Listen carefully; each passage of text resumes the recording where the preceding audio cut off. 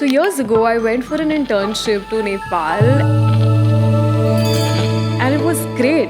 Everything starting from the weather to the little house I was staying in, the food, and even the work. I got along really well with my colleagues. They showed me around the city, took me to the coolest clubs, but the only thing that sucked majorly was the fact that I wasn't in on their jokes. First of all, they used their native language when they were messing around, and second, I didn't even understand half the stuff that they joked about, even when they were talking in Hindi or English, such as their politics, gossip involving puns, double meanings, because I didn't really know much about their culture. And even though they were kind enough to explain the jokes to me, we all know how jokes lose their charm once they have to be explained.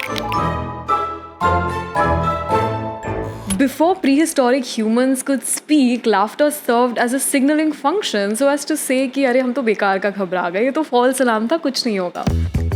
Humor has deep evolutionary roots that we all share. We can trace their equivalents in behaviors of our close cousins in the animal kingdom, primates like chimpanzees and bonobos. वो भी हंसी मजाक करते हैं एक दूसरे के साथ.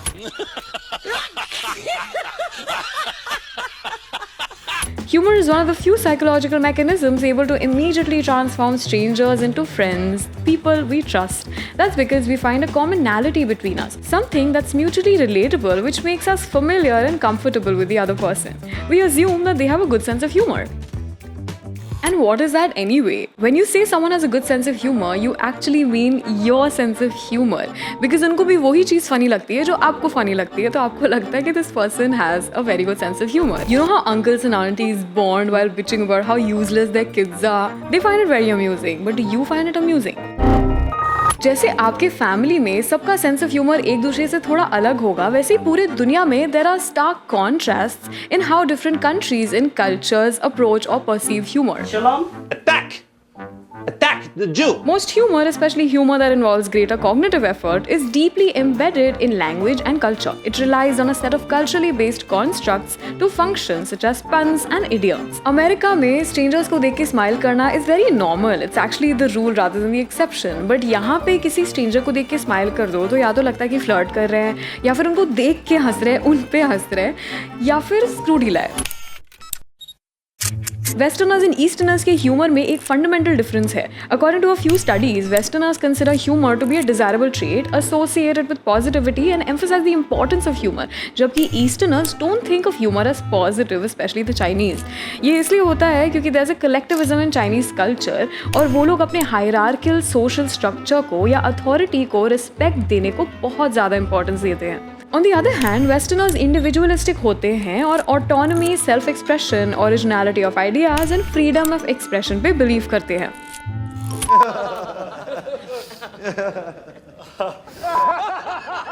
Laughter is one of our main social signals, and combined with humor, it can strengthen social bonding.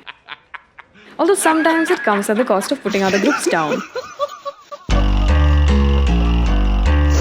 The French tend to enjoy a joke about the Belgians, while Swedes make fun of Norwegians. And then there's this very popular Norwegian joke about smiling strangers.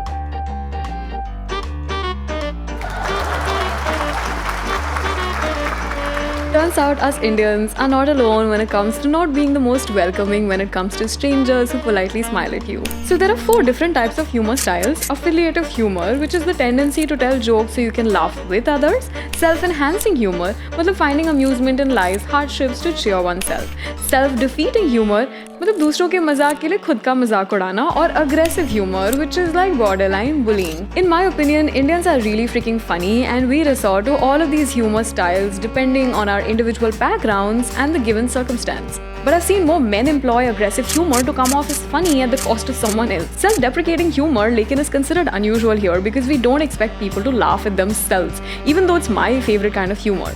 But one thing works everywhere, which is mime. Comedy without dialogues or language, such as Charlie Chaplin, Mr. Bean, just for laughs. ये सब आप दुनिया में किसी को भी दिखा दो तो they'll find it amusing, primarily because they're not based on language and are unlikely to offend most people. E.B. White once said that dissecting humor is a little like dissecting a frog. Very few people are interested in it, and the patient, which in this case is the joke, dies in the end. But I disagree, because the more you know about humor, the more you're able to culturally relate with people from all over the world.